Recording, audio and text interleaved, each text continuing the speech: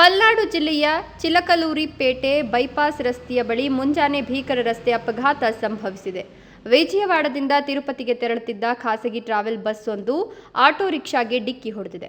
ಅಪಘಾತದಲ್ಲಿ ಆಟೋದಲ್ಲಿದ್ದ 15 ಮಂದಿಯ ಪೈಕಿ 7 ಮಂದಿ ಮೃತಪಟ್ಟಿದ್ದು 8 ಮಂದಿ ಗಂಭೀರವಾಗಿ ಗಾಯಗೊಂಡಿದ್ದಾರೆ. ಗಾಯಗೊಂಡವರಲ್ಲಿ 4 ಮಕ್ಕಳು ಸೇರಿದ್ದಾರೆ. ಮೃತರನ್ನ ಚಿಲಕಲೂರಿ ಪೇಟೆ ಮಂಡಲದ ವೇಲೂರು ಗ್ರಾಮದ ನಿವಾಸಿಗಳು ಅಂತ ಗುರುತಿಸಲಾಗಿದೆ.